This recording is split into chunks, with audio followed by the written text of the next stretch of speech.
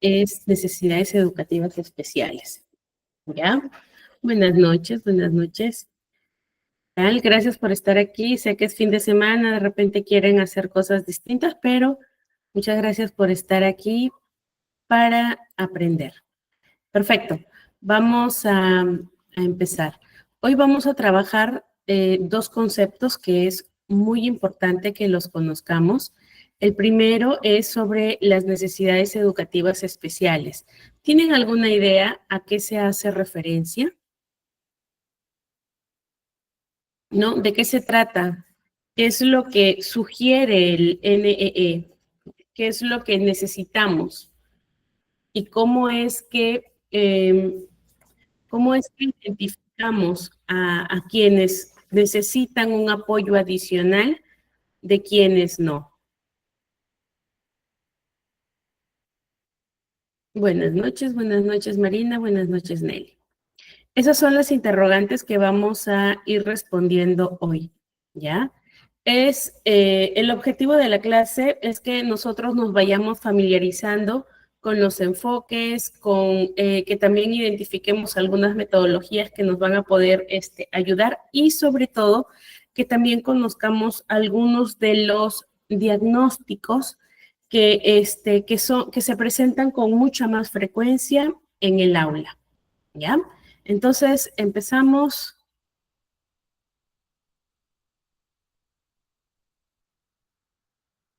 Muy bien, a ver, por aquí ya comentaron, a ver, déjenme. Ya, sí, necesidades educativas especiales es que sí, tienen alguna condición, ¿verdad? Alguna condición que no nos permite utilizar las estrategias ni el mismo nivel que con los niños que no tienen esta condición, digámoslo así, no tienen una no tienen una condición, pero sí presentamos alguna dificultad o alguna diferencia, ¿verdad? Ujú. Muy bien, ¿qué más? Sí, mire, aquí hay algo que entender que es bastante claro. Un, un estudiante que necesita o que tiene necesidades educativas especiales, lo vamos a identificar porque estas personas sí van a tener una discapacidad que puede ser intelectual, que puede ser física o puede ser motora, ¿ya? Es decir, que tienen una discapacidad intelectual, una discapacidad que puede ser sensitiva, ¿no? Que tiene que ver con los sentidos, visión, audición, ¿ya? Y puede ser una discapacidad física también. También vamos a identificar a algunos de estos niños que tienen trastornos en el neurodesarrollo, ¿ya? Que puedan tener también problemas específicos como este síndrome de Down, por ejemplo, que están incorporados dentro de la ley, ¿ya? Hay una ley que rige la Ley General de Educación, que es la 28044, ¿ya? Que rige y que reconoce el principio de equidad y de la educación inclusiva. Entonces, dentro de esta ley se contempla quiénes están considerados como necesidades educativas especiales. Por eso hay que tenerlo en cuenta. Lo vamos a ir viendo a medida que les voy a ir pasando las diapositivas, ¿ya? Pero aquí ya vemos la diferencia. Entonces, siempre me suelen preguntar, ¿no? Y sí, está bien que tengamos niños que tengan dificultades educativas. O sea, eso no va a atrasar a mis otros niños. Va a depender mucho de la disposición y va a depender mucho de eh, de lo que podamos hacer nosotros como docentes, ¿ya? Entonces, depende mucho de la disposición que tengas tú, adicional a las capacidades que tengas para poder atender la necesidad de tu estudiante. Otro punto importante que debemos tener en cuenta es que las diferencias individuales, ya, Rita, las diferencias individuales tienen que ver mucho con esta particularidad que tenemos todos. Todos nosotros tenemos alguna diferencia, ¿ya? O sea, no es exclusivo de un tipo de persona. Todos nosotros tenemos una característica propia, una característica que nos hace único y que estas características van a influir en la forma en cómo pensamos, en la forma en cómo sentimos y en cómo aprendemos y sobre todo cómo nos comportamos o cómo actuamos. Entonces, para que quede claro, ¿no? Todos nosotros, todas las personas, tenemos unas características propias y únicas. Significa que esas son nuestras diferencias individuales. ¿Ok? Y los estudiantes que presentan necesidades educativas especiales ya tienen una dificultad que es mucho más significativa. Tienen una dificultad que está incluso considerada dentro de la norma, ¿no? Puede ser una discapacidad física, puede ser una discapacidad intelectual, una discapacidad del neurodesarrollo, solamente TEA, y puede ser una discapacidad como síndrome de Down, que está contemplado también dentro del grupo de esta ley. Me preguntan, ¿y trastorno de déficit de atención qué sería? ¿Una necesidad educativa especial o es una diferencia individual? ¿Qué dicen ustedes? ¿Qué creen ustedes que es?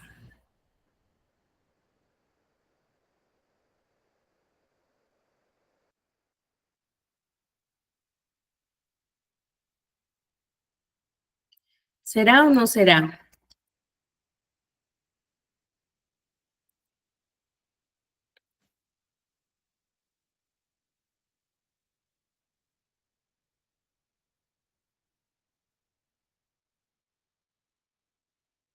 Dentro de la norma es una necesidad, exacto, Jones. Dentro de la norma no está considerado como una, perdón, es una diferencia.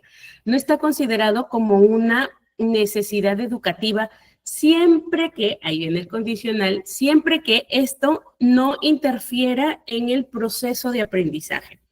Porque el TDAH se puede manifestar con problemas de hiperactividad, se puede manifestar con dificultades atencionales y se puede manifestar con impulsividad. Entonces, dependiendo de cuál es el factor que predomina en este trastorno, ¿ok? Vamos a considerarlo o diferencia individual o necesidad educativa especial. Entonces, como es un trastorno del neurodesarrollo, en el contexto educativo se va a considerar como una necesidad educativa especial, pero respecto a la norma no le van a dar una identificación que diga que tiene una discapacidad. ¿Sí me comprenden, cierto? Me dejo entender. ¿Sí? Sí me dejo entender. Se considera como una necesidad educativa especial siempre que tenga que ver más que todo con el proceso en cómo aprende. O sea, si hay una dificultad atencional ya y de concentración. Para la norma, no, sí es un trastorno del neurodesarrollo, pero no es una necesidad educativa especial por la cual a mí me van a dar una identificación. En Perú tenemos, por ejemplo, el CONADIS, ¿no? Entonces, CONADIS te va a expedir identificaciones, perdón, ya, el Consejo Nacional de Integración de la Persona con Discapacidad va a emitir una identificación que va a permitir que yo pueda decir, yo tengo aquí una discapacidad física, auditiva, intelectual, ya, sensitiva. Pero en el caso del TDAH no se emite porque no está considerado una discapacidad. ¿Ok? Sí requiere una adaptación de las formas o de las estrategias que le conocemos nosotros como adaptación curricular, pero no necesariamente me va a exigir que yo lo considere como un NE. ¿Ok? Hasta allí sí me dejo entender, ¿cierto? Esas son ok, gracias. Esas son las excepciones, ¿ya? Bien, entonces, ¿De qué depende que se aprenda? ¿Qué debemos tener en cuenta respecto a las diferencias individuales? ¿Cómo reconozco, sobre todo? ¿Cómo yo reconozco cuando es una diferencia individual?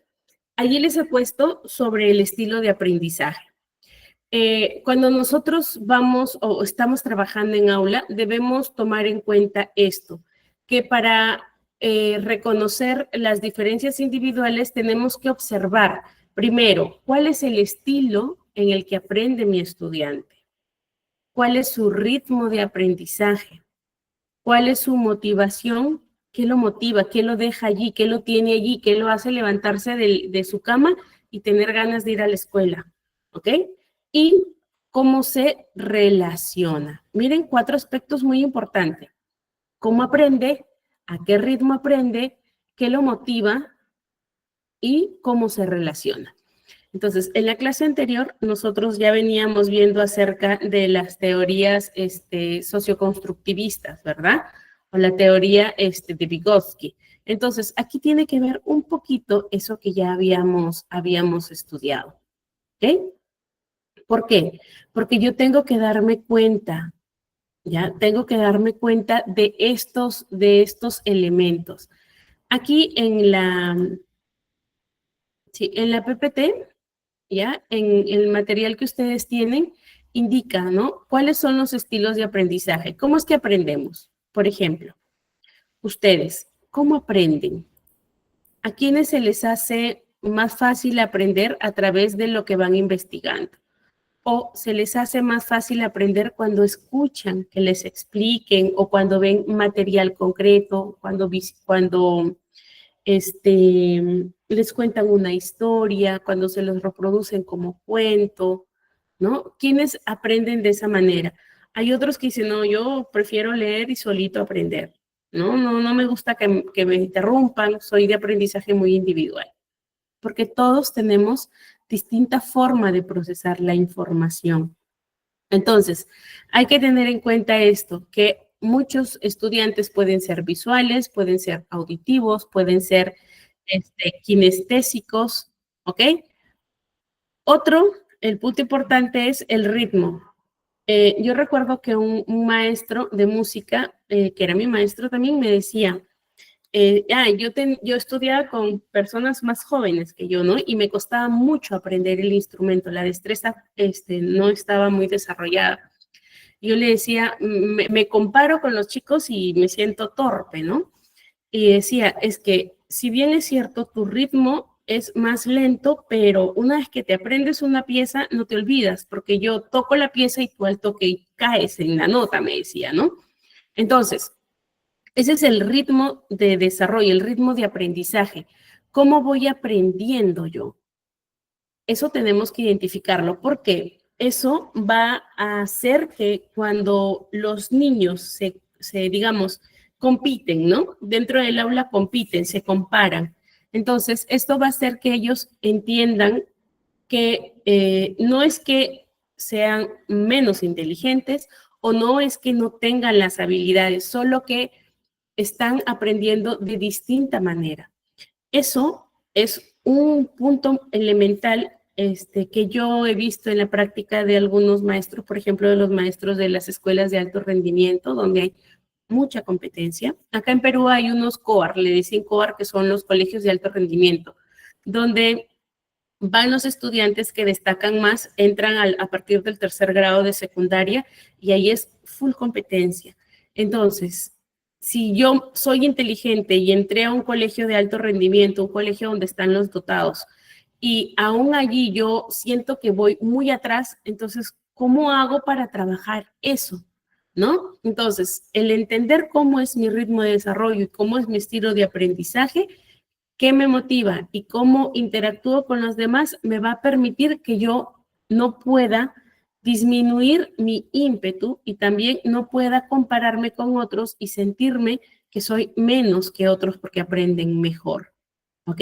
Entonces, eso permite que estas diferencias individuales, que estas características culturales, que esta personalidad que ya se va formando, influya de manera positiva en cómo aprendo.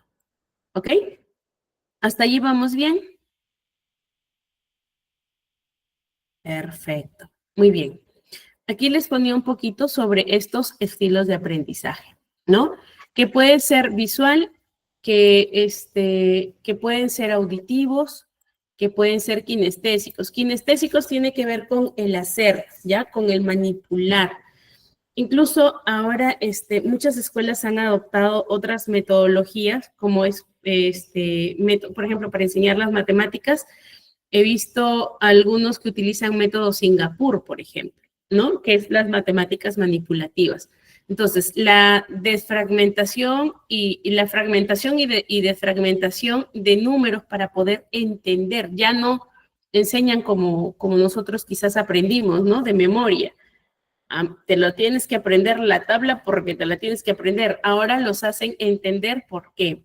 Entonces, esto significa que a través del tiempo se ha entendido que la forma de muchos estudiantes o que genera mucho más significancia es el que sea un aprendizaje mucho más sensitivo, mucho más kinestésico, a través de la experiencia práctica. Eso hace que el aprendizaje se vuelva también más visual.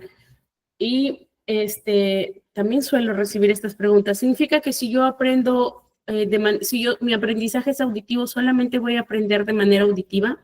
No. Yo puedo tener distintos estilos de aprendizaje. Y voy a recurrir a ese estilo de aprendizaje dependiendo de la materia o la información que voy a querer asimilar. ¿Ok? Entonces, esto tendríamos que conocerlo mejor, aprenderlo bien, para reconocer en nuestra población, en nuestros alumnos, cómo es que ellos van aprendiendo. ¿Ya? Ahora, vamos a centrarnos en lo que son las necesidades educativas.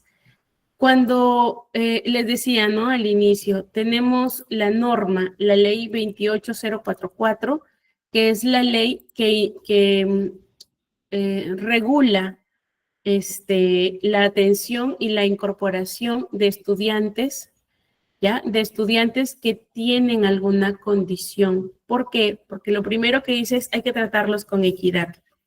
Por eso es que la educación es inclusiva. Este sistema lo que hace es garantizar el acceso, la permanencia y sobre todo el aprendizaje y egreso de estos estudiantes. ¿Ok?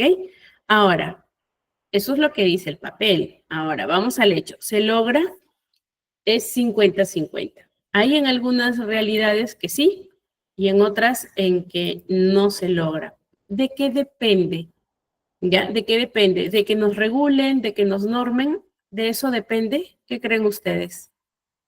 ¿Por qué se logra en algunos lugares y en otros no se logra? ¿Por qué tenemos este 50-50 que les digo, no? ¿Depende de las normas, depende de la ley o de qué depende?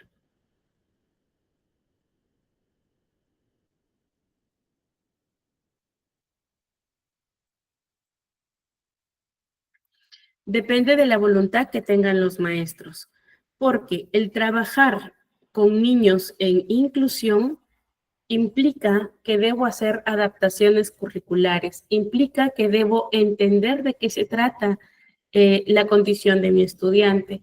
Significa la voluntad, claro, Marina, significa que yo debo capacitarme y significa que voy a tener un poquitín más de trabajo del que ya tenemos, ¿ya? En hacer material dirigido, específico para este estudiante, ¿ok?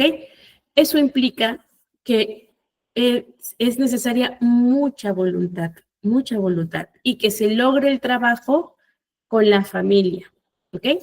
Entonces, en la ley de educación indica que las condiciones que se consideran dentro de las necesidades educativas especiales van a estar dentro de lo que es discapacidades físicas, las discapacidades sensoriales, las discapacidades cognitivas, el trastorno de aprendizaje, trastorno del espectro autista, ahí no les he colocado, pero es el síndrome de Down también. Esas son las 5 condiciones que están identificadas.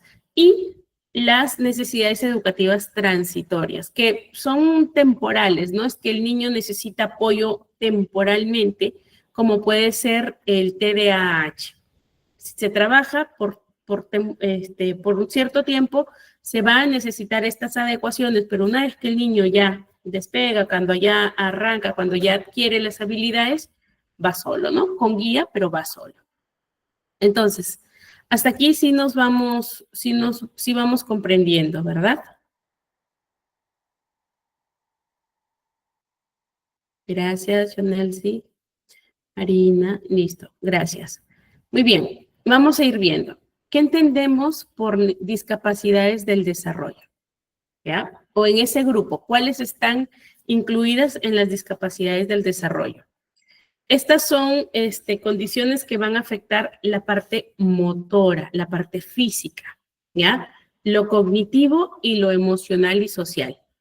Entonces, estas condiciones van a tener mucho impacto en cómo aprende el niño. Aquí un poquito que de repente les va a ayudar a comprender más estos conceptos es el desarrollo psicomotriz del niño. ¿Ok? La psicomotricidad no solamente, cuando yo escucho psicomotricidad digo, físico, que se mueva, que salte, que controle, motora gruesa, motora fina. Va más allá. La psicomotricidad tiene que ver con movimiento, tiene que ver con aprendizaje, tiene que ver con la parte emocional y la parte social y física, ¿ok? Y física. Entonces, hay muchos aspectos que van a interferir aquí y cuando hay algo que no se ha desarrollado durante los primeros 5 a 6 años de vida del infante, del niño, esto va a impactar en el desarrollo de sus habilidades. Por eso es que son discapacidades del desarrollo, es mientras ellos van creciendo. Estos 6 primeros años son importantísimos en el niño. Si nosotros identificamos dentro de este rango de edad algunas condiciones, como lo veníamos hablando en la clase anterior, mientras más temprano sea la intervención, mejores resultados vamos a obtener. Y va a haber menos brecha en la que el niño va a sufrir de poder adaptarse a sus pares. ¿Ok? Entonces, dentro de estos problemas del desarrollo, vamos a encontrar al trastorno del espectro autista, ¿ya? Al trastorno del espectro autista. Esto, como les decía, es un problema, es un trastorno dentro de lo que consideramos o lo que notamos que hay dificultades es en cuanto a la comunicación social. Hay muchos comportamientos estereotipados o repetitivos, ¿ya? Y restrictivos. Entonces, ¿cómo vamos a identificar, ¿no? ¿O qué criterio diagnóstico se considera dentro de lo que es el trastorno del espectro autista? ¿Qué características ustedes, les pregunto ya, qué características ustedes han notado en cuanto al, o saben, en cuanto al trastorno del espectro autista?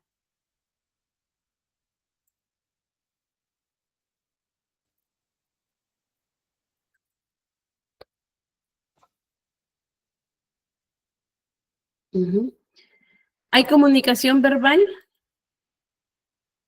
Sí, en algunos casos. ¿Hay comunicación no verbal? En algunos casos. Hay ausencia de eso. Entonces, lo primero que nosotros vamos a notar ya es que, o el primer indicador que vamos a tener en cuenta es la comunicación. ¿Tiene 3, 4 años y el niño no habla o tiene un retraso de lenguaje? Es señal de alerta. No mantiene una conversación o no sigue el hilo de la conversación, es como que cuando interviene en la conversación habla cosas que no tienen sentido. No es que no tienen sentido de lo que habla, sino que no sigue el hilo conversacional. Por ejemplo, estamos hablando nosotros de algún juguete y él habla de otras cosas, ¿no? O puede decir, los dinosaurios ya se murieron, pero no estábamos hablando de dinosaurios. Quizás con la intención de querer participar, pero no está pendiente, ¿no? Tiene dificultad para mantener la conversación. También puedes tener, vamos a observar lenguaje repetitivo. Es como si fuera un eco, ¿no? Yo digo que los dinosaurios se extinguieron y los dinosaurios se extinguieron, ¿no? Puede ser eso. Repiten lo que los otros dicen. Y hay una característica que de repente la han notado es que no entienden doble sentido, sarcasmo, ¿no? El uso de metáforas, no se entiende con esta condición. Entonces, aquí vamos a notar que hay un uso literal del lenguaje, ¿ya? Y las expresiones faciales son muy limitadas. Entonces, aquí hay mucha dificultad para poder hacer uso de gestos. Por eso es que les decía, lenguaje verbal y lenguaje no verbal van a estar ausentes, van a tener no se va a notar que hay desarrollo. Luego, ¿en qué más tienen dificultades? En la interacción social. Entonces, no se relacionan con niños ni con adultos, no busca, no comparte sus gustos o sus intereses, ¿no? Incluso a veces vamos a ver que tienen intereses muy intensos.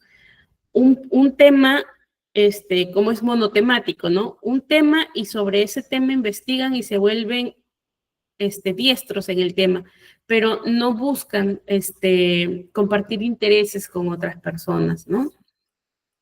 También ante el llamado por su nombre difícilmente responde y no hay esta respuesta social que es como que si yo me río, normalmente la otra persona sonreiría, ¿cierto? Entonces, con una persona, un niño que tiene estas dificultades, no vamos a obtener esa respuesta social. Entonces, no imita, no entiende lo que nosotros estamos sintiendo o hay poca capacidad para poder entender. Y esto genera en que el niño tenga poca comprensión de lo que son las normas sociales. ¿Ok? Entonces, estas dificultades ustedes van a ir notando. Estos son los indicadores que deben tener en cuenta para alertarse cuando vean un trastorno del espectro autista. Aquí en la presentación hay términos mucho más técnicos, la estoy tratando de hacer mucho más sencillo para que lo vayan comprendiendo, ¿ya? Amparito dice la ecolalia, la literalidad, ajá, exacto, sí, Amparito. Esas son las áreas en las que presenta dificultades en el TEA. ¿Ok? Ahora, el TDAH, hablan y la mayoría le ponen, ¿no? Es hiperactivo. Mi niño se levanta, se sienta, anda por aquí, por allá, no para, tiene mucha energía. Señorita, llévelo al psicólogo porque es hiperactivo. Y pregunto, ¿es malo ser hiperactivo?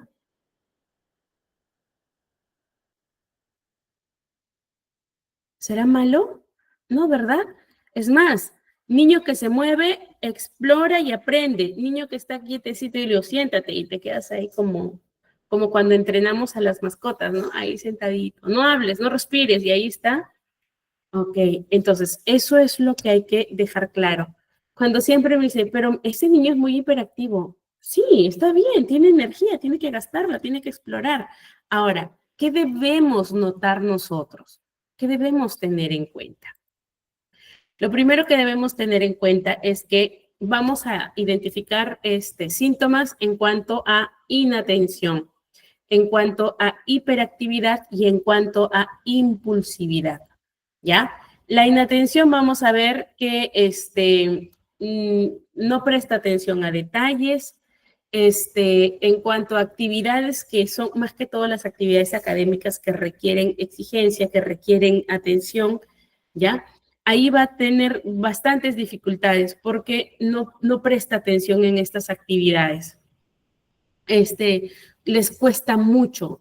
Otro de las características que ustedes van a notar es que cuando nosotros damos muchas pautas, por ejemplo, cuando estamos pequeños, la mamá te dice, ¿no?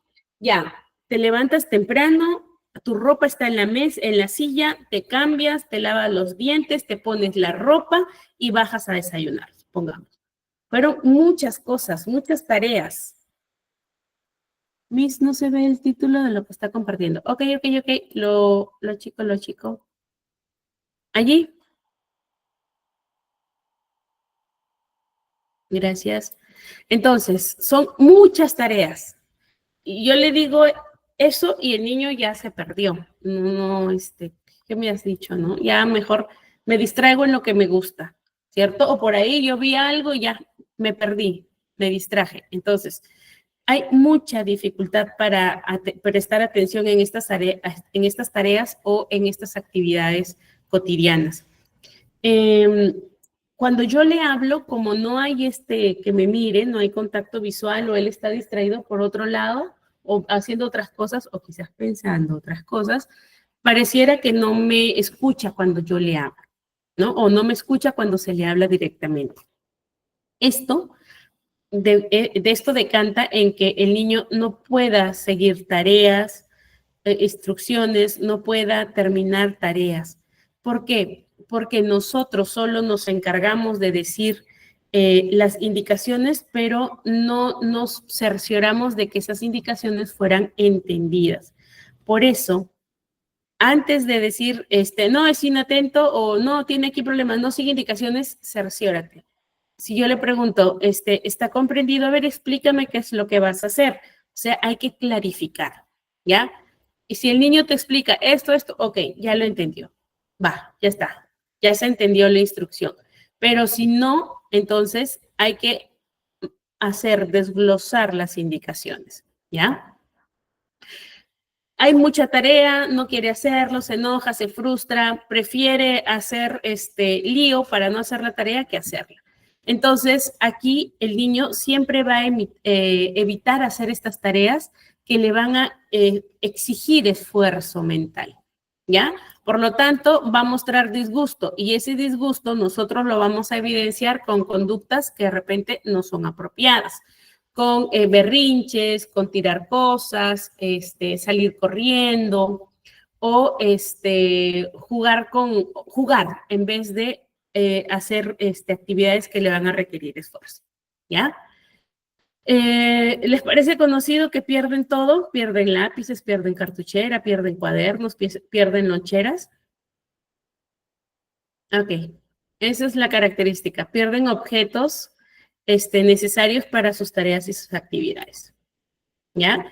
Y andan distraídos, caminan así, les llama la atención algo y si están caminando con la mamá o con el papá o están jugando y de repente ven algo que les atrae, ellos se paran y se van y miran porque tienen que satisfacer esa necesidad en el momento. Por eso es que fácilmente pasan distraídos, ¿no? Fácilmente se distraen, por estímulos externos. ¿Ok? ¿Hasta aquí vamos bien? Eso es con inatención. Con hiperactividad. Bueno, ya los vamos a ver, que parecen un resorte. ¿Ustedes han visto a Tigre de Winnie Pooh? ¿Lo ubican? De repente la referencia es muy viejita.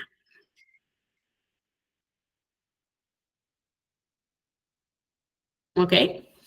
Tigre siempre está moviéndose, ¿verdad? Saltando de un lado a otro. Ok, y le dicen, le piden, ¿no? Quedarse quieto y él no. Y él está brinque, brinque, brinque, habla y brinque y brinque.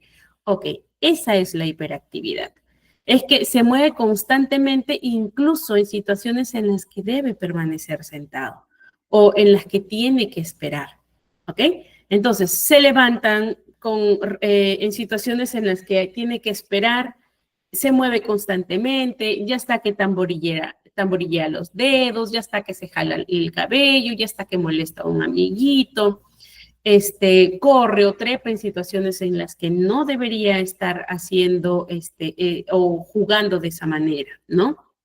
Entonces, lo vemos que siempre está en movimiento, como si tuviera ahí un motor que lo hace brincar o moverse. Ok, esa es la hiperactividad.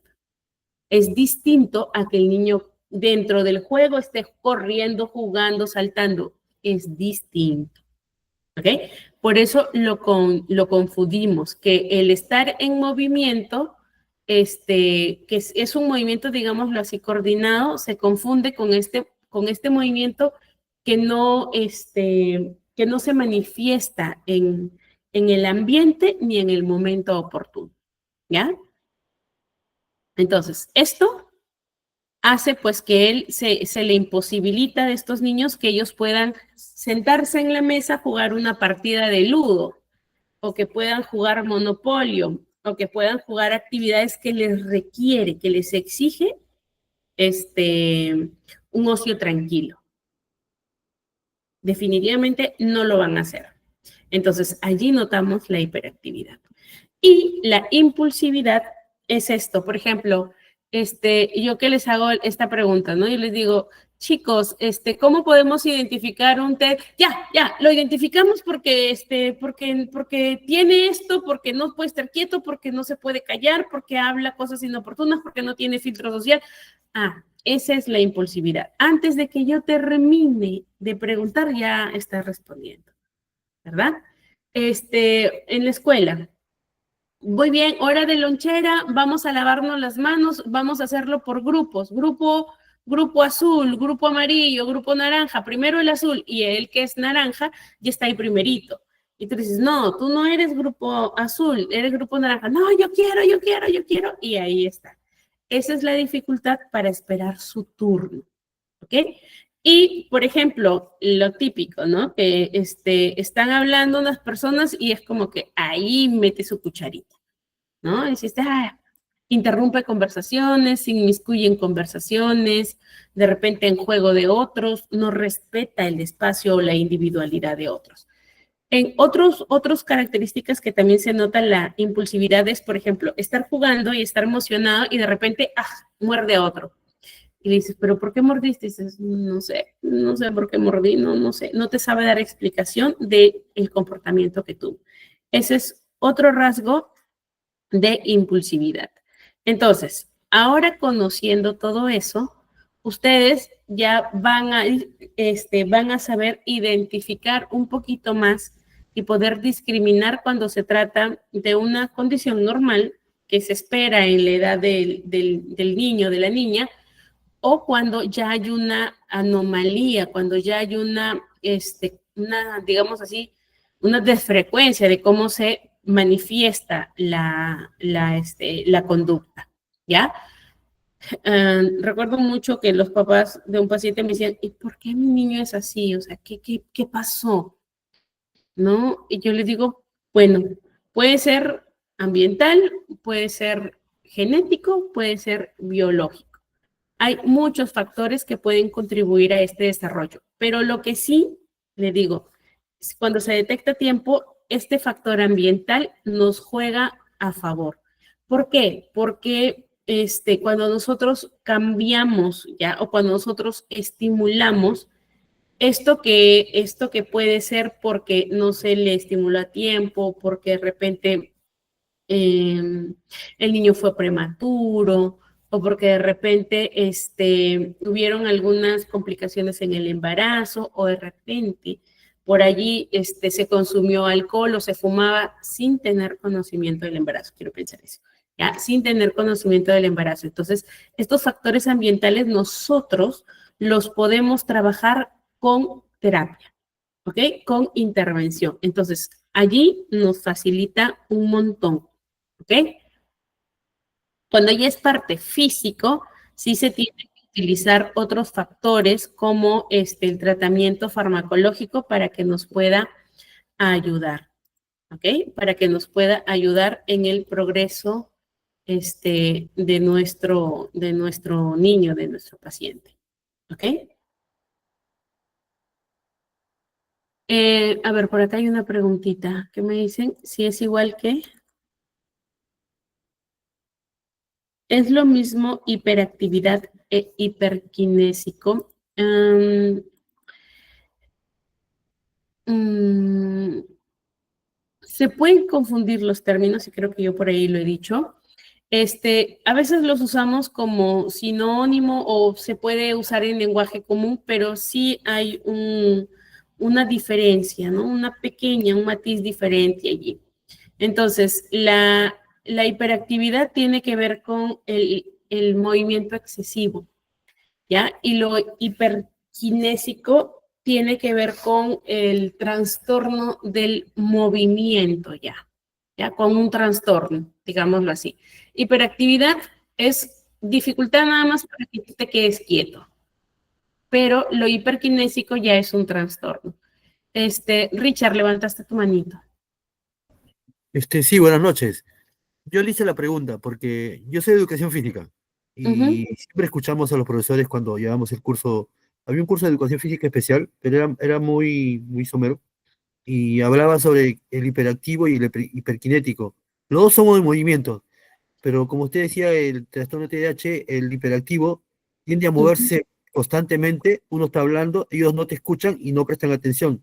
ujú, Y la diferencia con el hiperkinético era de que ese alumno está en movimiento, pero sí escuchaba, sí atendía. Entonces, cuando se le hacía la ujú, pregunta, él respondía bien, o sea, no tenía problemas en adquirir conocimiento, pero el hiperactivo sí, él se mueve, le preguntas y te dice, no sé, no, o sea, pues yo le preguntaba, o sea, ujú. quería saber si realmente había esa diferencia, se da Sí, ese es caso. ligera, digamos así como que hiperkinésico es cuando ya tiene un trastorno, ¿ya? Del movimiento, que incluso tiene una codificación en el CIE-10. El CIE-10 es el manual que utilizan los médicos para el diagnóstico. Nosotros el DCM-5, ¿no? Ya próximamente el DCM-6. Pero tiene que ver más que todo con el trastorno. La hiperactividad tiene que ver con el movimiento más que todo, como te digo, es conductual, ¿ya? Es un síntoma conductual. En cambio, en lo otro ya es un trastorno, ya es un trastorno. Esa es la diferencia. Le escuché hablar también que a veces llegado al caso de usted me dice que también hay una medicación para controlarlo. Eso no les afecta porque, mire, yo le hablé, bueno, no sé si fue acá en su clase o en de psicomotricidad. Yo tenía niños en la piscina con TDAH, que hay un montón, lo visual, Nos contaste en la clase anterior. e incluso también el niño ¿cómo se llama? El de TEA. Uno era autista y el otro era el Asper. Ujú, El Asper era más manejable, pero el autista sí era más severo. Pero el asunto era de que ya se me fue la idea. Cuando uno les habla, hay uno que se mueve, creo que era autista, entendía sí, pero no seguía indicaciones, para nada. No se podía controlar con el niño. O sea, no. Y cuando hablé con la mamá, tenía el problema, aparte del autismo, también tenía el problema de TDAH. ujú. Mientras Sí, ahí hay comorbilidad, sí, que, sí. mientras Yo que les hay. digo, yo les Y, digo a los papás que ahí están premiados. y otra cosita, ahorita ya enfilé la pregunta, era de que Ujú, había un niñito que yo tenía que estar constantemente, no era amenaza, pero decía, ay, el que no me sigue la indicación, no me hace caso, va a salir vacío a bailar. No. Pero ese chiquito que siempre quería ganar y cuando no ganaba se me desesperaba y se ponía a llorar. claro. Pero Ujú. ¿qué pasa? Que a veces un día venía todo oído, o sea, todo oído. Y cuando le pregunto con la chica que lo traía, La no, me dice, medicación. lo han medicado. Sí, Ujú, pero, ¿y si no lo medicas? Incontrolable, me dice. Pero ujú, ya en las clases de natación no respondía porque se me quedaba así ido, no miraba, ujú. se ponía incluso hasta agresivo. No sé si también sea el caso en los chicos autistas que pasa eso, hay agresividad. Sí, es que es que está relacionado con la impulsividad.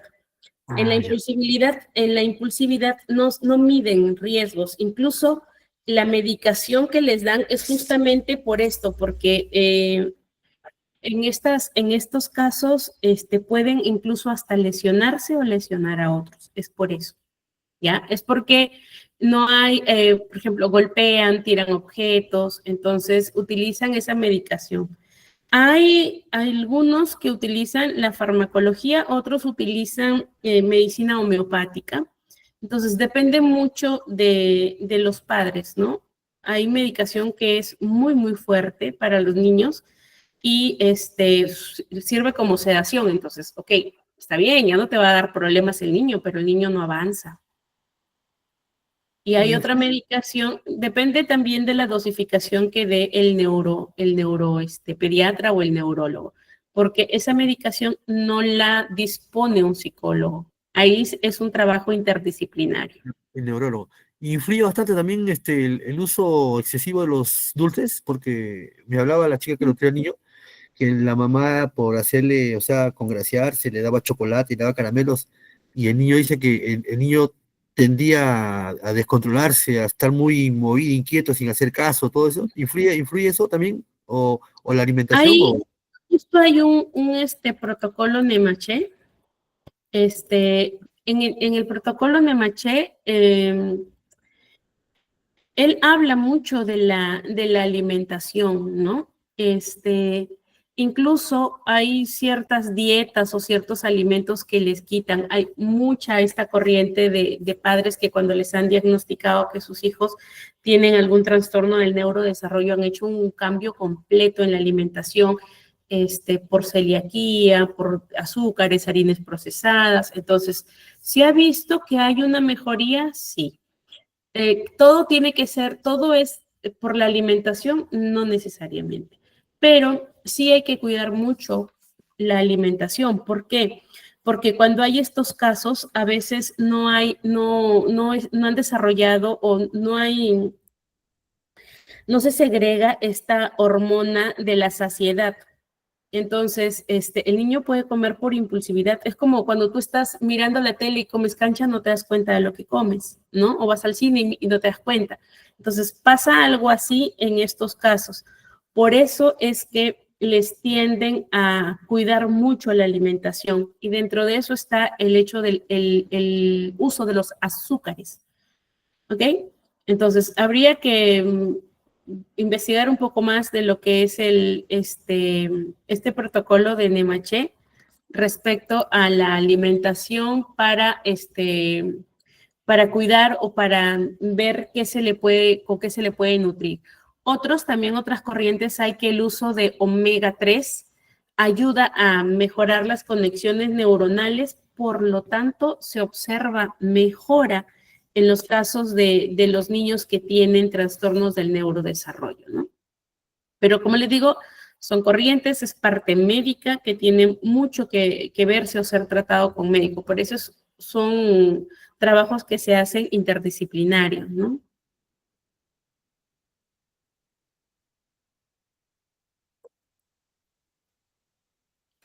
Bueno, listo. Entonces, aquí ya vamos viendo, Tea, Arnold, ¿me confirmas la hora? ¿Me avisas? Muy bien. Listo. Ahora, en cuanto al trastorno del desarrollo intelectual, ¿a qué nos vamos a referir aquí? En cuanto al trastorno del desarrollo intelectual, tiene que ver mucho con las dificultades en cuanto al cómo se aprende, tiene que ver más que todo con una condición ya neurobiológica, ¿ok? Eh, Estos trastornos o este trastorno del desarrollo intelectual va a afectar cómo es que la persona piensa, aprende, actúa, se comunica y se adapta al entorno. Hay rangos, digámoslo así, ¿ok? En cuanto a ver, creo que por acá les he puesto, ya, voy a saltarme estas, ¿ya? Para explicarles. Acá, eso era lo que les estaba hablando. Entonces, en cuanto a la discapacidad intelectual, esto va a afectar la forma en cómo la persona va a aprender, ¿ya? Va a interactuar también con el entorno. Para diagnosticar o para evidenciar cuál es el nivel de discapacidad intelectual, se le aplica una evaluación, ya se hacen varias evaluaciones, pero dentro de esta batería se le aplica lo que son evaluación del coeficiente intelectual, de la inteligencia. También se hacen evaluaciones en cuanto a test que midan la conducta adaptativa, sus habilidades sociales, ¿ya? Y sus habilidades cognitivas en cuanto a razonamiento, memoria. Eso es lo que se hace. ¿Por qué? Porque en estas dificultades van a afectar el cómo resuelven problemas, va a afectar la forma en cómo genera juicio o qué opina. Definitivamente afecta el aprendizaje académico y el aprendizaje por experiencia. ¿Ya? ¿Por qué? Porque va a dificultar el razonamiento. ¿Listo? Entonces, en cuanto a los niveles, que lo vemos por aquí está. En cuanto a los niveles, van ustedes a observar que hay leve, moderado, leve, moderado, grave y profundo. ¿Ok? Entonces, el leve está como en el límite, del que es promedio. Este leve es el que se les permite ingresar en las escuelas como inclusivo. ¿Ok? Como inclusivo. Solo aquí, solo en leve. Cuando están en este margen, cuando están entre moderado y profundo, como ven allí, en el moderado sí va a poder realizar habilidades académicas, pero necesita mucho apoyo para las actividades, para que pueda, digamos, desempeñarse, ¿ya? Puede hacerlo, pero necesita apoyo, necesita seguimiento. En cuanto a lo severo, sí, definitivamente va a necesitar incluso ayuda para las necesidades básicas de autocuidado. ¿Ok? Puede aprender, pero va a tardarse un poquito. Y aquí, en cuanto a la discapacidad intelectual profunda, no hace nada. Definitivamente es una persona que necesita asistencia 24/7. ¿Ok? Necesita supervisión y ayuda total para el cuidado. Les repito, leve, logra autonomía, se adapta, se desenvuelve bien en el entorno. ¿No? Y con apoyo, con asistencia, va a lograr desarrollar funciones o va a lograr desarrollar aprendizajes académicos. En cuanto al nivel moderado, si se le entrena, si se le apoya bastante, va a desarrollar estas habilidades adaptativas, ¿ok? Es decir, va a poder hacer cosas, va a ser funcional, poder salir a hacer compras, pagar, pedir vueltos, preparar unas comidas, ducharse, hacer limpieza, las actividades funcionales. Cuando es grave, ¿ok? Va a tener dificultades o limitaciones en cuanto a cómo se desarrolla socialmente, a cómo se comunica también, ¿ya? Entonces, en cuanto es profundo, nada. Ahí sí, supervisión 24/7, cuidado médico, porque incluso cuando están en este nivel, no hay mucha movilidad, ¿ok? No hay mucha movilidad. ¿Bien? ¿Preguntas hasta allí?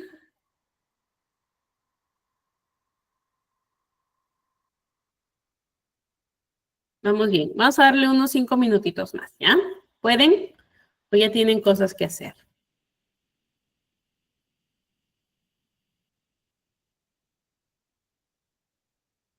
¿Sí? ¿Avanzamos? ¿O dejamos hasta aquí? Ustedes digan, no quiero robarles tiempo.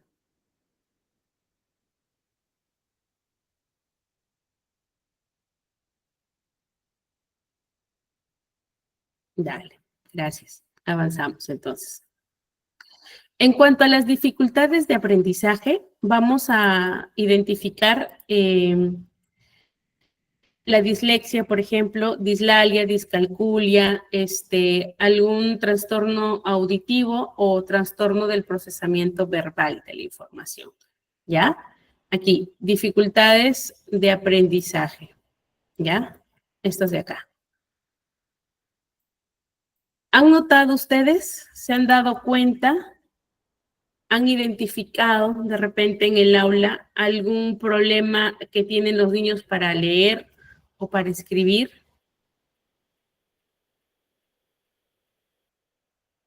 Esto no tiene que ver con que el niño, por ejemplo, sea inatento, ¿ah? No tiene nada que ver. No se puede confundir con que porque no presta atención, o no se puede confundir porque el niño tiene errores ortográficos, ¿ya? Las dificultades de aprendizaje en este caso, la dislexia tiene que ver con la lectura, ¿ok? Entonces, aquí el niño, a muchos refieren que es como si cuando cogen algo para leer, como si las letras le bailaran, ¿ok? Entonces, aquí les causa mucha dificultad para reconocer las grafías, para leer con fluidez, ¿ok?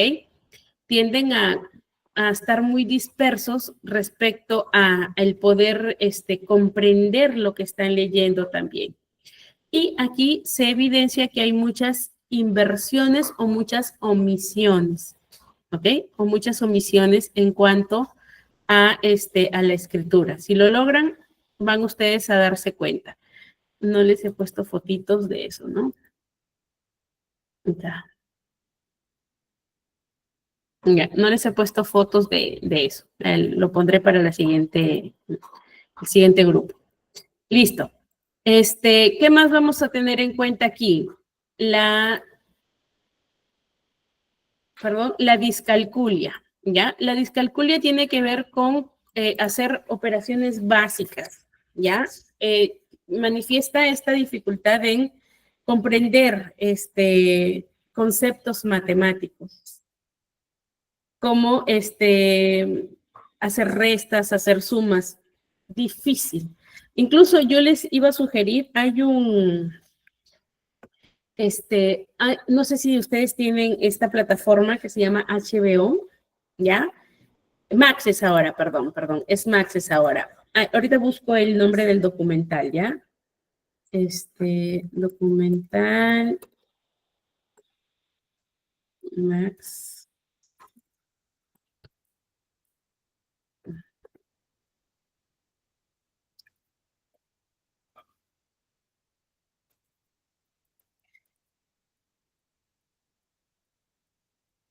Ya, es esto. No puedo hacer esto, pero puedo hacer aquello. Así se llama el documental. Les voy a mostrar un ratito, ¿ya?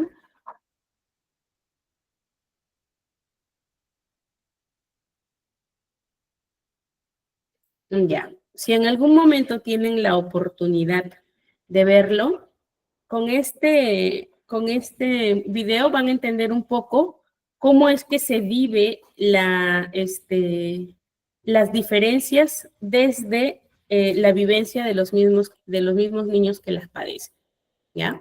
Es un poquito para que complementen nada más. Ok, entonces, aquí en la discalculia nosotros vamos a identificar que no puede hacer operaciones matemáticas, ir a comprar.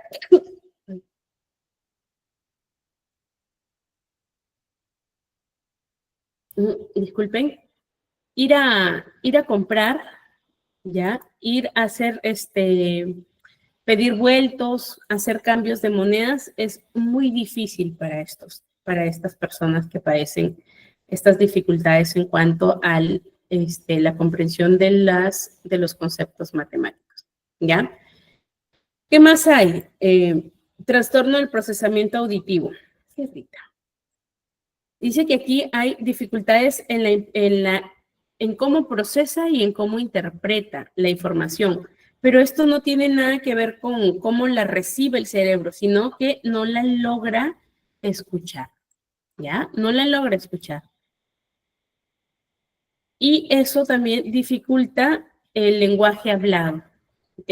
Entonces, ahí lo vamos a dejar porque esto es más extenso de explicar. Ya, estas dos dificultades en cuanto al procesamiento auditivo y al procesamiento visual. Ahora, ya hemos visto discapacidades sensoriales, hemos visto discapacidades físicas y hemos visto trastornos en la comunicación. Ahora, vamos a ver ¿qué se hace cuando yo tengo otro tipo de necesidades educativas especiales? Como por ejemplo estas necesidades transitorias. Tiene que ver con dificultades que son del momento, ¿ya? Supongamos, tengo un niño que sufre constantes convulsiones, ¿ok? Sufre constantes convulsiones. Y estas convulsiones le han generado ciertas lesiones tanto en la parte motora como en la parte, digamos, en la parte cognitiva, ¿ok? Entonces, el niño, después de sus episodios de convulsiones, tiende a perder cierto lapsus, ya se pierde el niño. Entonces, hay que esperar a que se adapte, hay casos así, ¿eh? Y en este episodio, en estas situaciones, nosotros tenemos que adecuar el trabajo a este tipo de casos. Es transitorio. ¿Por qué? Porque si el niño empieza a recibir la medicación, el abordaje o el acompañamiento médico, entonces va a decir, necesita una operación. Durante ese lapso se le ayuda, se le adecúa el trabajo. Una vez que el niño sale de esa condición médica, vuelve a tener dependiendo de cómo quede, vuelve a tener, vuelve a recibir como si fuera un niño dentro del promedio, ¿no? O que no tiene estas necesidades transitorias. También tenemos que ver las altas capacidades o la superdotación. Entonces, ¿qué hago yo con un niño? Creo que me preguntaban la vez pasada, ¿no? ¿Qué hago con un niño que se aburre rápido, que hace rápido las tareas, que luego está sentado, ya no quiere participar? ¿Qué hago con esto? Ok, yo tengo que hacer un trabajo adicional, así como hago un trabajo diferenciado para los niños que tienen dificultades para llegar al promedio, también yo tengo que hacer un trabajo diferenciado para quienes tienen estas altas capacidades. ¿Ok? Entonces, el trabajo diferenciado se tiene que hacer para todos los extremos que yo pueda tener que salen de lo normal, de la normalidad o de lo promedio. Entonces, promedio para abajo, promedio para arriba, yo tengo que hacer mis adecuaciones. También en el aula tengo niños que tienen dificultades emocionales o del comportamiento. Son se enojan muy rápido, muy iracundos, tiran cosas, muerden, no siguen indicaciones, tienden a desafiar autoridad. Entonces, ¿qué hago con ellos? También tengo que hacer un trabajo diferenciado. En este caso es una necesidad transitoria también. ¿Ok? Tengo que hacer un trabajo diferenciado. ¿Por qué? Porque no va a ser la misma manera en cómo yo voy a exigirle o voy a dar las indicaciones. Con ellos, con este tipo de niños, yo tengo que tener un trabajo de contención adicional. ¿Ya? ¿Hasta aquí vamos bien? ¿Sí? Perfecto. Entonces, esto ya nos lo saltamos porque ya se lo he explicado. ¿Ya? Muy bien. Si nos alcanza el tiempo. Listo.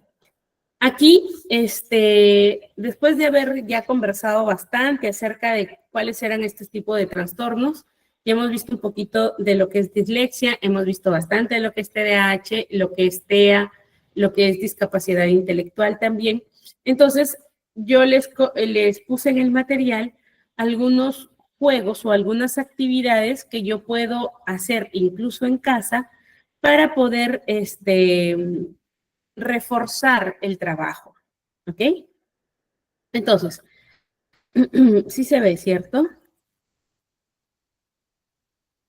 Por ratitos pierdo la visibilidad. Sí se ve, sí se nota que pasan, ¿cierto? Ya está. Gracias. Entonces, ¿qué puedo hacer cuando tengo dificultades o cuando ya tengo un niño que tiene este diagnóstico, que tiene dislexia? Entonces, la manera en cómo voy a ir reforzando, cómo voy a ir estimulando es mediante juegos de palabras, ¿ok? También puedo irle ayudando con juegos, por ejemplo, de poder deconstruir las palabras, buscar raíces de las palabras, ¿no? Por ejemplo, que es un juego que utilizamos mucho en el aula también, ¿no? Por ejemplo, puerta. ¿Cuál es la raíz de puerta? Puer. ¿Cuáles pueden ser las conjugaciones? Puerta, no, puer, ¿no? Puerta, puertita, voy cambiándole. Le pido que corte las palabras, que ubique la raíz y que vayan haciendo las conjugaciones, digámoslo así, de esta raíz y cómo se dicen las otras palabras con esta raíz. Por ejemplo, agua, ¿no? Agua, agüita, aguota, hasta le inventas palabras si quieres para que pueda él identificar si es que la palabra es real o es inventada. Entonces, estos juegos de palabras me van a permitir que se vaya estimulando, se vaya mejorando lo que es la fonética y también lo que es la fluidez lectora. Otro juego que ayuda mucho es para buscar las sopa de letras. Ahí está, las sopas de letras, los crucigramas, por ejemplo, ¿no? Que ayuda a que él vaya mejorando la fluidez, el lector y la fonética. Hay también algunos software, ya algunos juegos interactivos que nos van a permitir ayudarle con estas actividades de lectura y escritura adaptadas. Como te pone las letras que normalmente los disléxicos suelen confundir y te las ponen mal y ellos tienen que identificar cómo colocar esa letra de manera correcta. Por ejemplo, la B por C, la P por B, que la suelen confundir. Entonces, estos juegos, pero yo no tengo el software, no te preocupes, tú puedes diseñar también esos juegos. ¿Qué es necesario saber? Saber cuáles son las omisiones muy frecuentes y cuáles son las sustituciones muy frecuentes en este trastorno. Discalculia, desconstrucción y construcción de numerativa, juegos manipulativos, base 10, ¿qué más ayuda mucho? Quipus, ayuda mucho no se llama Quipus, Abaco, ¿ya? Juegos que puedan permitir que el niño vaya interactuando con estos conceptos matemáticos, ¿ok? Actividades de conteo, actividades en las que él también pueda ir a hacer compras, por ejemplo, y pueda manipular y pueda ir pagando. Jessica, pero me acabas de decir que el niño con discalculia no puede hacer eso. El que no pueda no significa que no deba hacerlo. ¿Tiene limitaciones? Sí, pero tiene que exponerse ante esto. O sea, no es porque, no, pues él es así, ya, ¿para qué lo voy a hacer si no va a mejorar? Igual, tiene que exponerse a estas actividades. ¿Por qué? Porque los vamos a adaptar a las situaciones que él tiene. Hey, el niño, esta persona no puede hacer operaciones matemáticas, pero conoce los números, ¿verdad? Y puede utilizar otras estrategias. ¿Cómo cuáles? Pagar con tarjeta, hacer anotaciones de qué es lo que gasta, mirar los precios, ir comparando, eso sí puede hacerlo. Entonces, a pesar de que tenga estas dificultades, no significa que no se va a exponer, que no lo vamos a hacer porque ya es así. No, eso no es el propósito. Lo que buscamos es que se vaya ayudándole, ya que se vaya exponiendo, que le vayamos estimulando y en estas capacidades que no tienen para que las vaya desarrollando. ¿Qué más? En cuanto al TDAH, les decía yo, cuando yo les doy muchas actividades, muchas indicaciones para la tarea, el niño ya se perdió. Entonces, ¿qué es importante? Dividir las tareas en pasos pequeños, ¿ya? En pasos pequeños. Espérenme un ratito para mostrarles.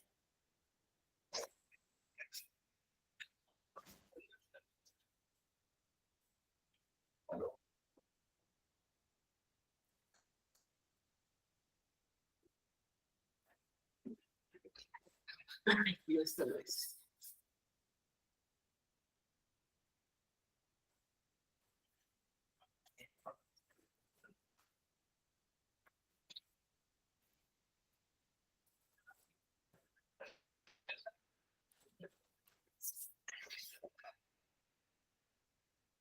Ya está.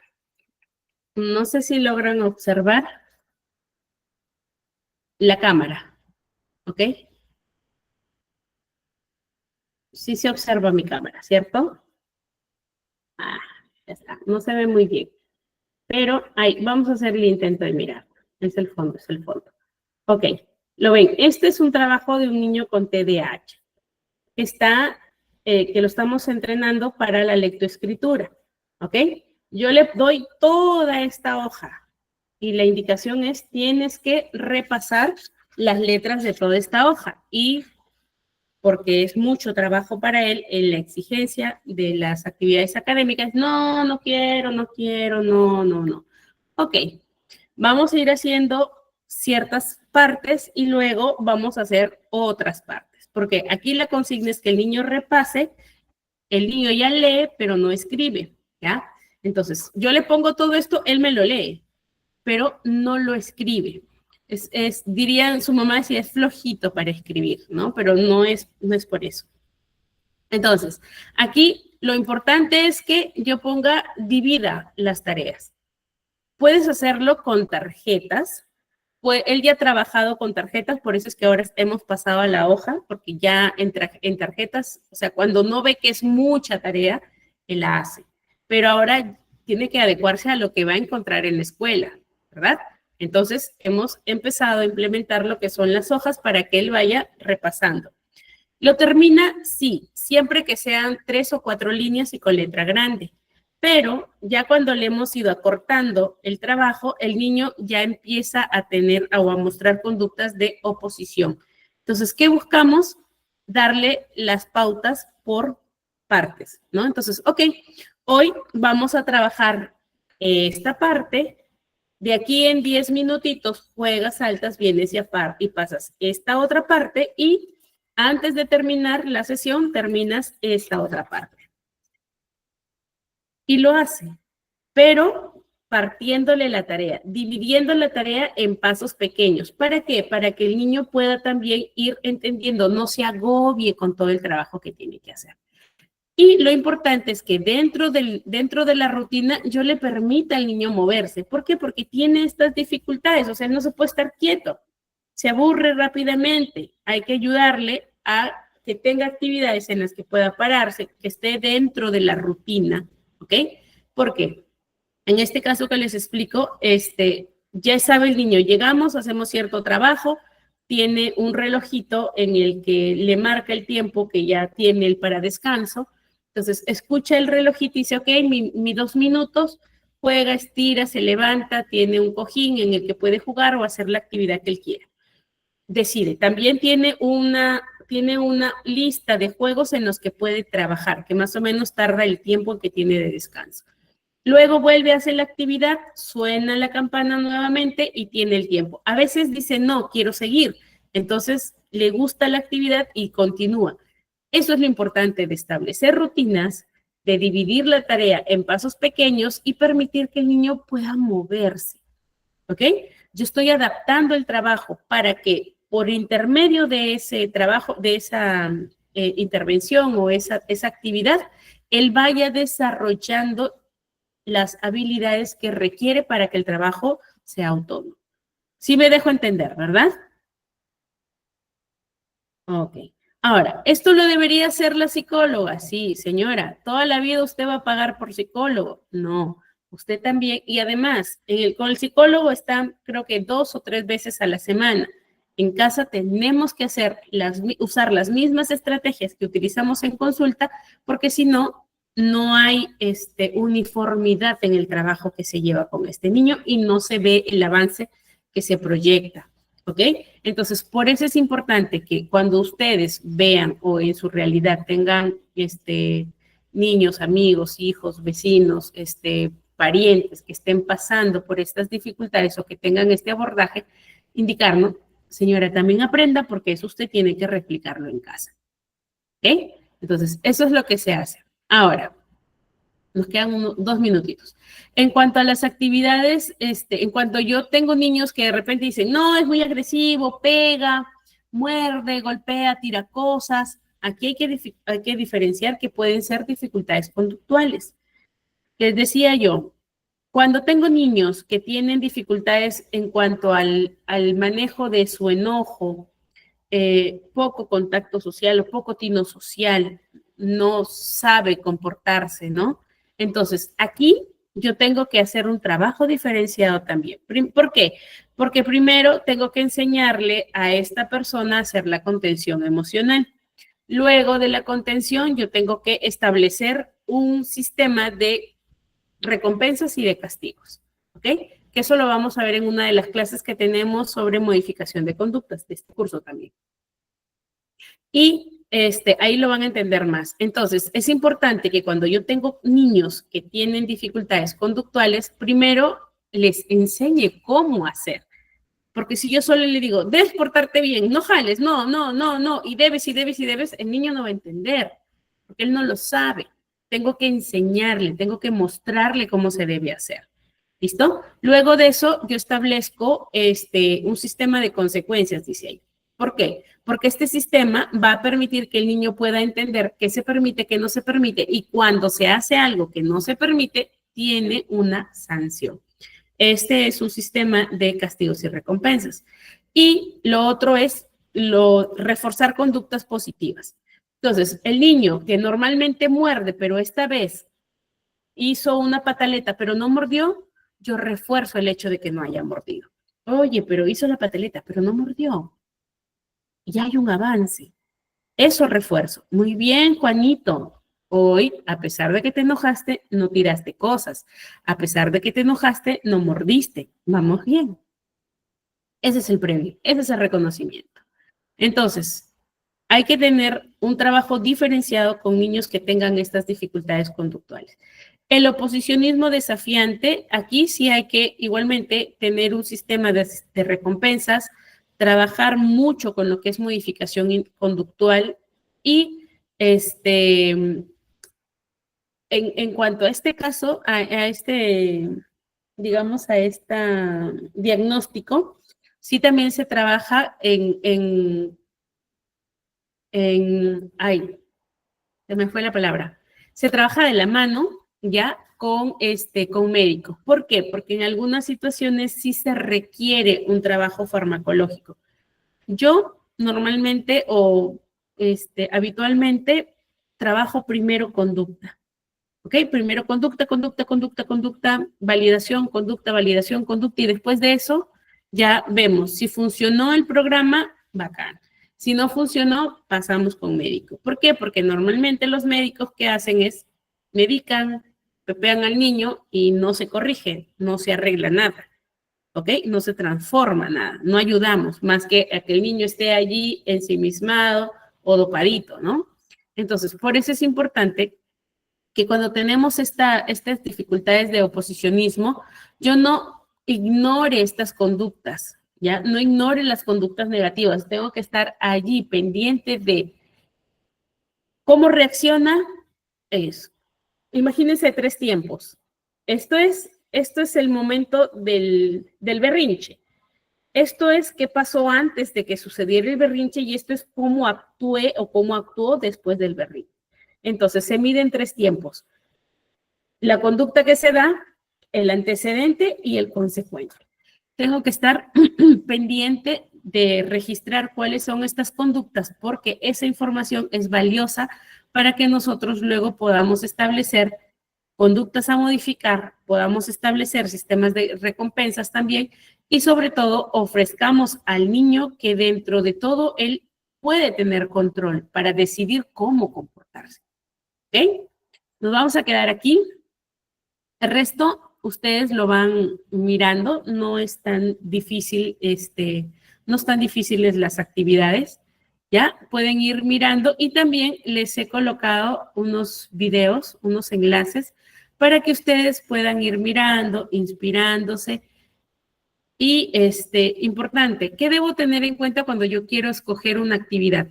Primero, para que entiendas qué actividad va a funcionar, debes entender qué vas a trabajar, qué quieres trabajar. Segundo, cuál es la edad o cuál es la capacidad que tiene el niño. Tercero, recién ahí adaptas la actividad a la realidad de tu niño. ¿Listo? Bien, nos quedamos aquí. Preguntas, dudas. Hoy han estado muy calladitos. Creo que no les he dado opción a hablar. He hablado mucho hoy día. Preguntas, dudas, sugerencias.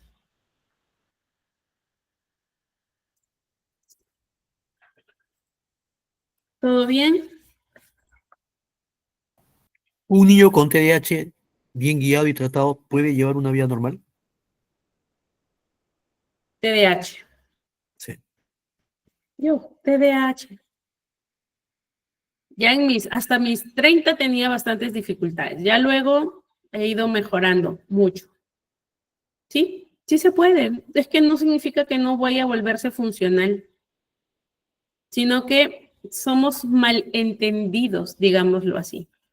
¿Ya? Somos malentendidos, somos distintos, y como somos distintos o como son distintas las personas y no se conoce, no se sabe trabajar, se segrega, ¿no? No, es malcriado, no tiene buenos hábitos, no se sabe comportar, es impetuoso. Entonces, a tu pregunta, todo se mejora, siempre que tengamos la disposición y los recursos para hacerlo, ¿no? Cuando hablo de recursos no me refiero a dinero, porque ya les estoy enseñando yo aquí cómo ustedes también pueden adaptar algunos trabajos para adaptarlos en aula, algunas actividades para adaptarlas en aula. ¿Necesito irme a formar por allá? No, necesito conocer de qué se trata, saber qué busco yo, qué quiero abordar y adaptar la actividad a los recursos que tiene el niño. También le hacía una pregunta en el caso de si eso era, había un patrón genético o era más que todo social o algo adquirido al momento del parto, porque he tenido casos de niños que tenían ese problema en clase, cuando están en movimiento son bien difíciles, tanto en el patio o ahora en la actividad que hago yo en natación. Incontrolables, uno está explicando, así, así, así, se mueven, y cuando hacen otra cosa, y a veces interrumpen la clase, se cruzan, chocan y hasta son agresivos. He tenido el caso de un niño así, y después al papá lo he tenido en adultos enseñando, y casi el patrón era lo mismo. Distraído, explicaba, me hacía otra actividad, o sea, yo por eso le pregunto Mira, si, es que no puedan atender, sí prestan atención. Hay que descubrir cuáles son sus intereses. No significa que no tengan capacidad atencional, tienen, solo que en cosas que normalmente nosotros podemos estar en una clase o en una charla o en un ambiente donde de repente no nos interesa lo que conversamos, pero estamos allí, nos mantenemos quietos, escuchamos por partes, ¿verdad? sí, Pero sí, cuando es algo que así me apasiona, me encanta, yo ni pestañeo, yo estoy allí tomando nota porque me encanta, pero cuando es algo que no me gusta, no, entonces, sí, sí, esa parte que dice tiene usted razón, porque he tenido niños bien apáticos, que incluso yo les explicaba y ni me miraban. Le digo, puedes mirar para que te esté explicando. No me hacía caso. y hay niños que te dicen, pero te estoy escuchando, no te miran, pero te están atendiendo y les No, preguntas y te responden. no, y cuando yo le digo, ven, Leo, te voy a hacer una pregunta, pues no te molestes, ¿ah? Decían, en el caso de la natación, ¿te gusta la natación o vienes porque tú quieres o tus papis te traen? A mí no me gusta, me dijo así. A mí no me gusta, pero mis papás me obligan a hacer natación. Y ahí ya le encontraba la parte cómo guiarlo ya. O sea, Claro. sabía porque si yo estaba, le exigía, no me respondía. Ujú. Y en esa parte, como dice usted, va bastante la empatía. Porque si Sí. uno se pone ya hasta allá, porque llega un instante que ya uno sale a veces de sus casillas y tiene que comportarse, pero uno ya le entiende al niño y entro ya así, el juego así de acercarme a él, que él, así en palabritas de que él me entienda, jugamos y le encuentro qué es lo que le gusta, al niño le encamino y me da Ujú. resultado. Sí. Es que es así, lo que estás haciendo, lo que estás aplicando es descubrir cuál es su motivación. Y en base a su motivación, gustos, preferencias, tú estás tomando eso y llevando como estrategia para captar su atención. Sí, sí, está resultado. Ujú, claro, eso es lo que me has venido conversando en la clase anterior incluso, ¿no? Ahora, en cuanto a aprendizaje, es qué motiva a tu estudiante, qué lo tiene allí, cuáles son sus intereses, de dónde proviene, ¿no? ¿Cuál es su cultura? Por ejemplo, Yo estuve un año trabajando en la sierra. Lo primero que me dijeron, ok, hay que ir a hablar con unos niños para hacer una evaluación y trabajar habilidades sociales. Entonces yo llego de costa y me voy a la sierra y cuando yo daba algunos ejemplos, los niños me miraban así como, ¿y tú de dónde vienes? ¿Qué bicho raro eres? ¿No? Incluso la forma en cómo hablaba.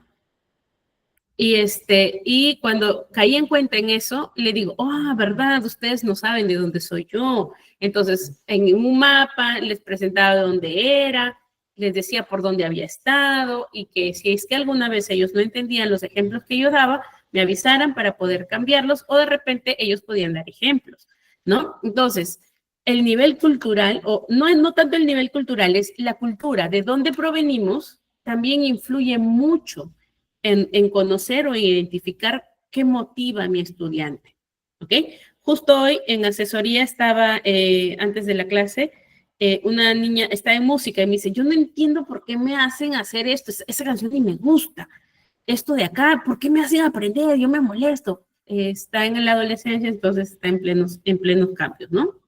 Y le digo, pero tú me has contado que sí te gusta la música. Es más, hay un grupo al que te fuiste al concierto, te fuiste a ver, sí. Y entonces, si te gusta la música y no te gustaría aprender a tocar la música de ese grupo, sí, ¿tú crees que hay ¿cómo puso? Hay las notas para saber. Sí, claro, busquemos, revisamos en la computadora y le digo, ¿ya ves? Entonces, si te aprendes esa canción que te la están pidiendo en tu curso de música en la escuela, luego, como ya entrenaste tu oído, ya sabes cuáles son, flauta está aprendiendo, ya sabes cuáles son las notas, cómo las obtienes, fácil, haces la otra música que te gusta. Y me queda mirando así como que pues, no lo había pensado de esa manera. Y es que eso nos falta, no solo exigir y no solo decir tienes que hacer esto porque tienes que hacerlo, sino orientar, como tú le habías preguntado a tu alumno, ¿no? ¿Te gusta estar aquí en natación? No, no me gusta, me obligan. Ok, vamos a hacer que aunque no te guste, te sea grato, te sea agradable, ¿no? Vamos a hacerlo porque en algún momento, imagínese, ¿no?